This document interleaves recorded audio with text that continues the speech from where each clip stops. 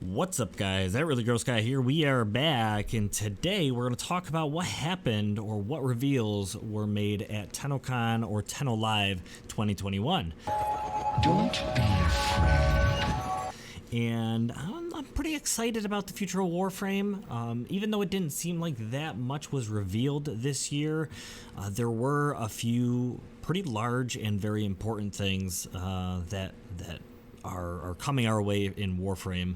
But first and foremost, we'll get some of the lighter material out of the way, which would be, the cosmetic type stuff. So things like the Deluxe skins and the new Prime Warframe. There was also a new Warframe in general that will be coming somewhere along the lines of the new war, which is a sentient-based Warframe, sentient themed.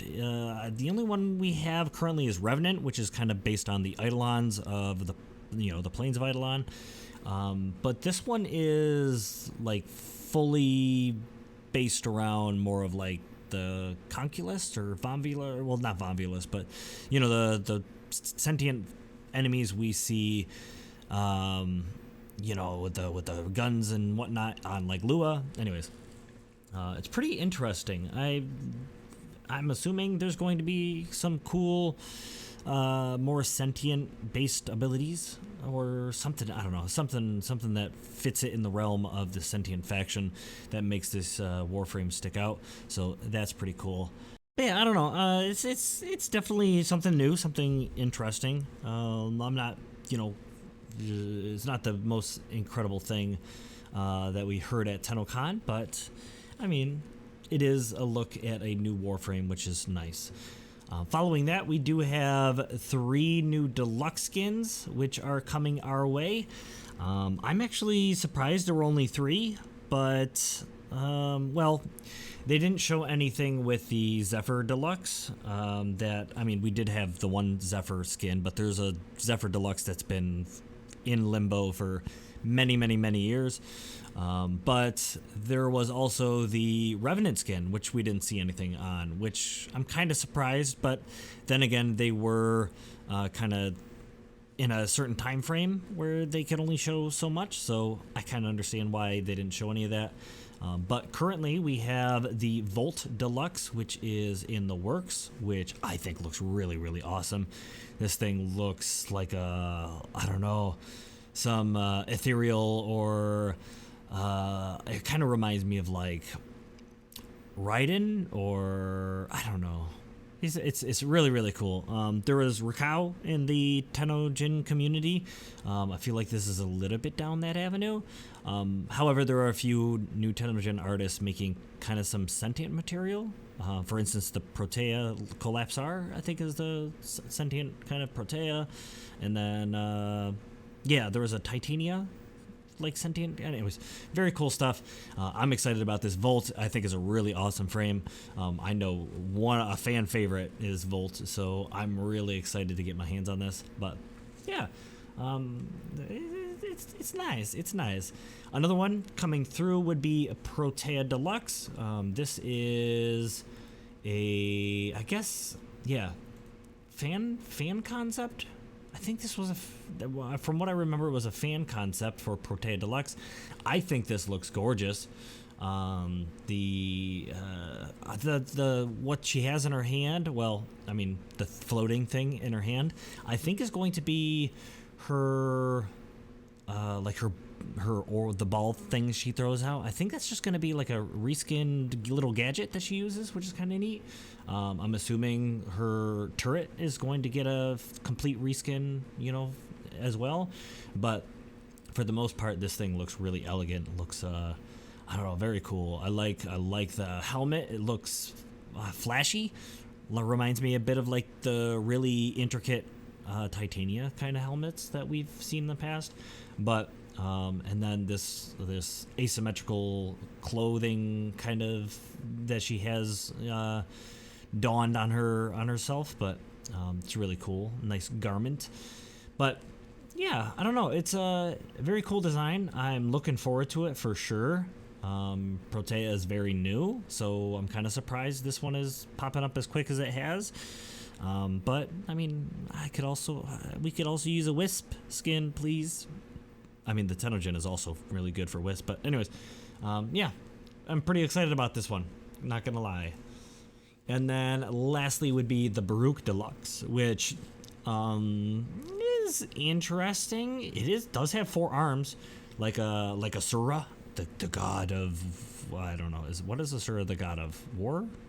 Doesn't that? Anyways, maybe a totally different mythology. Anyways, yeah. So it's neat. Can he quad wield? Can he have like 4 Akboltos at once, like blasting people like crazy? I'm assuming 2 of them won't really be usable, kind of like the Nidus Freak skin. But I mean, if you want to quad wield, something, or even 2 great swords, because 2-handed great swords, 1 on each side, just insane. I don't know, it just sounds kind of cool, but it's a different design. I do like the body. The helmet, maybe not so much, but I've learned to fall in love with some things as I've done some quick looks and some fashion frame randomizes and stuff, so like that. So maybe I fall in love with this. I don't know, but I think the body's kind of cool. I'd like to see this with maybe some of the Tennocon helmets that I currently do have for Baruch already, but I don't know.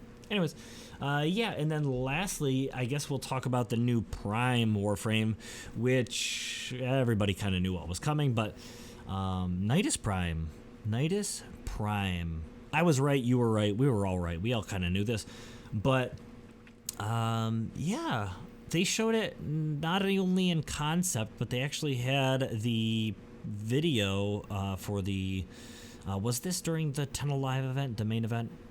Yes, they did have the Nidus Prime walking around once they showed off the crossplay. But I'm going to be completely honest, I'm not really in love with this one. Not so much in love with this one. The mutation, when he gets full mutation, and the really smoky, wavy craziness that goes on, I think is kind of neat.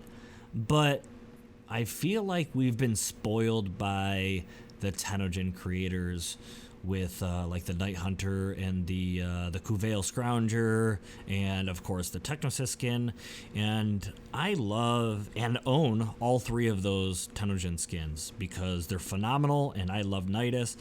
That I'm kind of I don't want to say disappointed, because there's a few small aspects of this design that I like, especially because the mutations seem to get crazier as you get larger mutation stacks, which I think is pretty neat. And kind of the idea of the intricate golden arm, I think is kind of neat. But other than that, I'm not as excited about this as I thought I would be. But I don't know, maybe, like I said, we've been spoiled by the Tennocon creators, so I'm okay with the 3 that I have currently for Nidus. So, and then the Nidus maggots will also be getting a primed version as well, which you can see here, just for that little added bit. You don't want to have, just, I don't know, you don't want to have little regular fleshy maggots when you have this crazy ornate Orokin, infested Nidus, do you? I don't know. Anyways, yeah, so that was that. The cross-save portion of the TennoLive, I think is phenomenal. It's going to be great for the future of Warframe. While I personally only play on PC, I do tend to bring a PlayStation over to a friend's house when I go hang out with some of my friends, and I suppose with the ability to cross-save, I would be more likely to maybe play some Warframe over at a friend's house. I never really wanted to, start a new profile and go through on a PlayStation. I don't really care much for the controls on a controller. I just gotten so used to the mouse and keyboard, so I never really tried. And bringing my PlayStation somewhere and playing with a friend is kind of an excuse for me to play something that's not something I have on my computer, like, Horizon Zero Dawn or something like that. Something that I just don't have, I don't have on my computer, but or something that I can kick back and relax, and I don't know. Anyways, but I do think it's a huge deal because you have to remember that Digital Extremes is now owned by the company Tencent, and I wouldn't be surprised if one of their requirements of the dev team was to, number one, get this on mobile phones, smartphones, and to deliver on the cross-save and cross-play idea, because you have to remember that Digital Extremes was purchased specifically so that they could make money, so that Tencent could make as much money as possible on this new acquisition, which is Digital Extremes. And in order for them to do that, they want to get the game in as many people's hands as possible, especially because in many other countries, mobile gaming is incredibly massive. Anywhere in India, in China maybe as well, Japan, Korea, I believe mobile gaming is just insane. So that was a big step for them. Some people might think that this is, I don't know, maybe not too many people, but if you think this for whatever reason is kind of a waste of resources or time, or they're spending too much time on this rather than maybe some story content or whatever, keep in mind that this is going to help launch Warframe into bigger and more ambitious projects in the future, because the money will be there, the financial profits, and Tencent, with as much money as they have, and they see Warframe as a profitable investment, will make it so that they push more funding and have more maybe workforce. Maybe the studio gets significantly larger, more employees to create content, which would make things like the new war actually get delivered in by the end of the year instead of after 3 years, because Christmas 2019 came and went, and even Christmas 2020 came and went. So let's hope Christmas 2021 is going to be it's not gonna come and go. So the fact that they will financially be capable of having enough staff and enough talent. We'll say enough talent in the studio to produce content as quickly as they would like to. Because we've seen plenty of delays on plenty of content within reason. Delays happen in order to make the game that much better. But if they could deliver on a polished product in a shorter amount of time, it's just going to be nothing but beneficial. So, yeah, I think that's a big deal, because cross-play and cross-saves is going to help make that possible.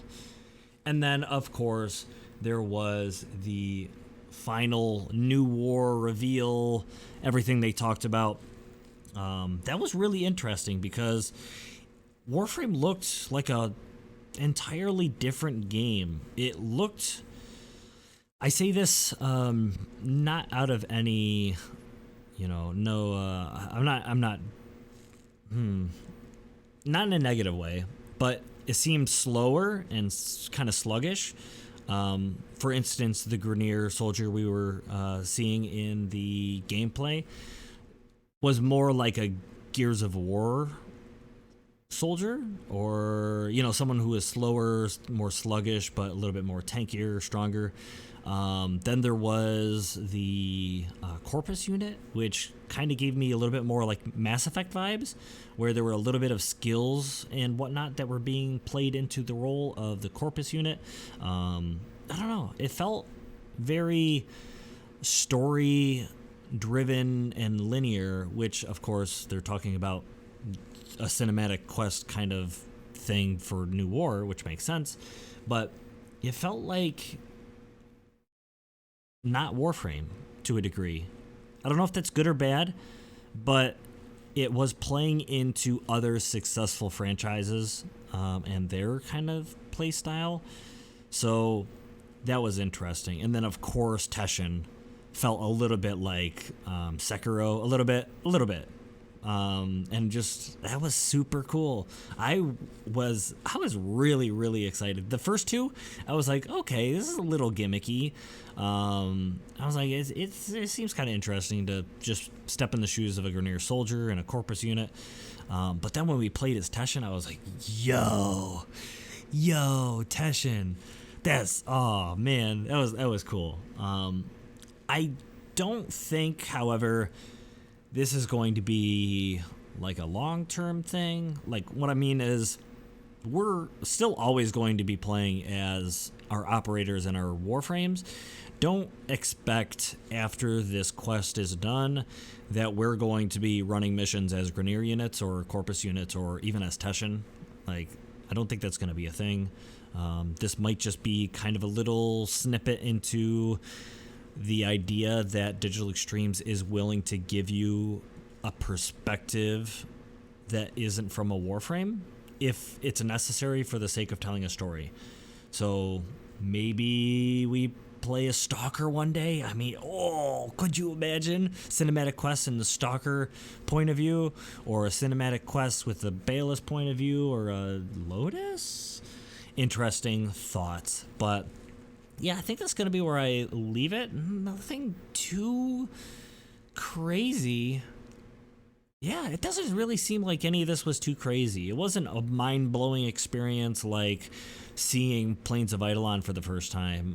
Maybe that's just because I'm watching it on a computer screen, and I actually went to the convention. The past couple years they had the convention, so maybe it's just because, you know, it was on behind a computer screen. But I'm curious to see what you guys think.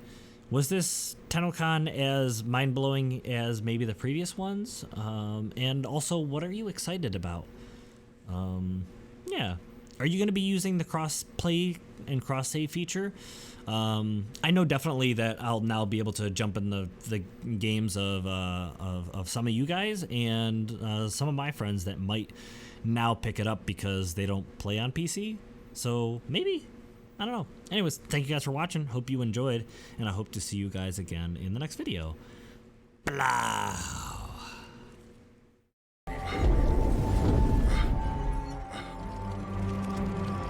Don't